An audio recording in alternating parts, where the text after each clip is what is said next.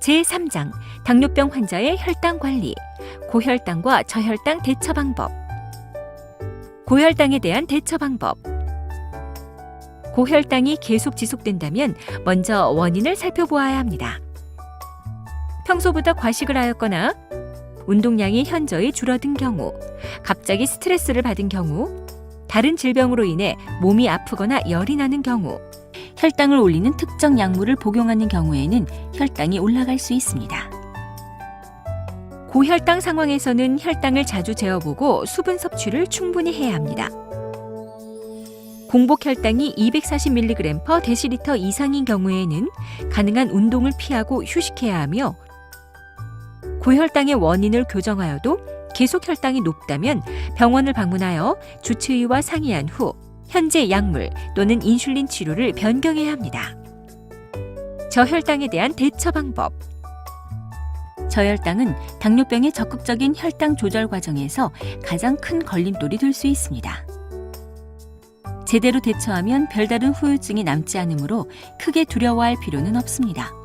하지만 저혈당이 발생했을 때 적절히 대처하지 못한다면 심할 경우 의식을 잃을 수도 있을 만큼 위험한 상황이 될 수도 있습니다.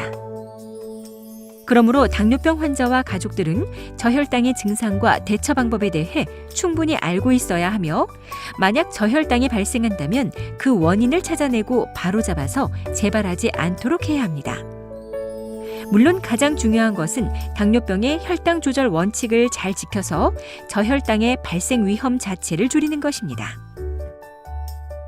저혈당이 의심되는 증상이 나타나면 가장 먼저 해야 할 일은 혈당을 측정하여 저혈당이 맞는지를 확인하는 것입니다. 혈당이 70 미만이라면 저혈당이 왔다는 뜻이므로 혈당을 빠르게 올릴 수 있는 저혈당 응급식품을 섭취해야 합니다.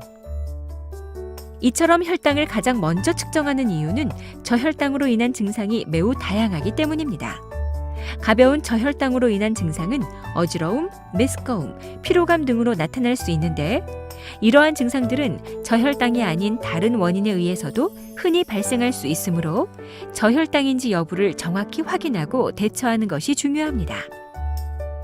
만약 이러한 증상들이 저혈당에 의한 것으로 확인되었다면 왜 저혈당이 왔는지 원인을 찾아 앞으로 다시 저혈당이 발생하지 않도록 예방하는 것 역시 중요합니다. 저혈당 응급식품 먹기. 저혈당이 생기면 신속하게 혈당을 정상화시켜야 하기 때문에 단순 당처럼 혈당을 빨리 올리는 식품을 섭취해야 합니다. 보통 15에서 20g 정도의 단순 당을 먹으면 되는데, 이를 일반 식품에 적용하면 설탕 1숟가락, 꿀 1큰술, 주스 또는 청량음료 4분의 3컵, 요구르트 1개, 사탕 서너 개 정도가 해당하며 이 중 한 가지만 선택해서 먹도록 합니다. 저혈당 응급식품을 먹었다면 잠시 쉬면서 저혈당 증상이 완화되기를 기다립니다. 15분 정도 지난 후에 혈당을 다시 측정해서 계속 70mg/dL 이하라면 다시 한번 1회 분량의 저혈당 응급식품을 섭취하고 15분이 지난 후에 혈당을 다시 한번 측정하는데, 만약 혈당이 70mg/dL 이상으로 회복되지 않는다면 상태가 더 나빠지기 전에 병원이나 응급실을 방문하는 것이 좋습니다. 한편 측정 결과 혈당이 다시 회복되고 증상도 호전되었다면 가능한 1시간 이내에 식사를 하거나 단백질이 포함된 간식을 다시 먹도록 합니다. 그리고 의식이 혼미해질 정도로 심각한 저혈당 증상을 겪었다면 혈당이 정상화되고 증상이 좋아지더라도 30분 이상 휴식을 취하고 격렬한 활동은 피하도록 합니다. 만일 의식이 혼미해지거나 행동장애 등 심각한 증상이 있어 혈당을 측정하는 것이 어렵다고 판단되는 경우에는 먼저 저혈당 응급식품을 빨리 섭취하는 것이 더 좋을 수 있습니다. 하지만 환자가 의식이 없는 상태에서 억지로 사탕이나 음료수를 먹이려고 시도하면 기도 흡인 등 오히려 더 큰 문제가 발생할 수 있으므로 즉시 119에 연락하여 도움을 청해야 합니다. 지속적인 저혈당 관리. 어쩌다 저혈당을 겪었다고 해서 혈당 강화제나 인슐린 투약을 겁내서는 안 됩니다. 물론 약제로 인해 저혈당이 올 수 있고 증상이 심각했다면 일시적으로 약을 줄이거나 중단할 수 있습니다. 하지만 이런 경우에도 최대한 빠른 시간 안에 주치의와 상의하여 약제의 용량을 조절하거나 새로운 약을 처방받아 혈당을 관리해야 합니다. 운동 역시 마찬가지입니다. 운동 중 저혈당이 왔다고 해서 운동하는 것을 두려워해서는 안 되며 운동량과 시간을 조율하여 저혈당을 예방하면서 운동을 계속해야 합니다.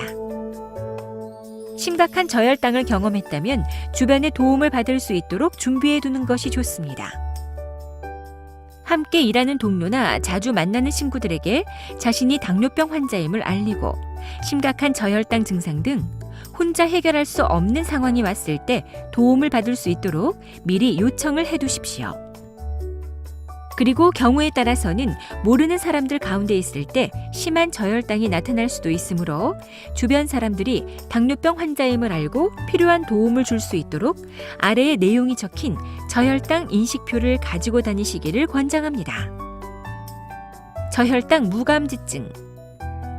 저혈당이 자주 반복적으로 있던 사람은 몸이 저혈당 상태에 적응하면서 혈당이 떨어지더라도 특별한 이상 증상을 느끼지 못할 수 있는데 이것을 저혈당 무감지증이라고 합니다.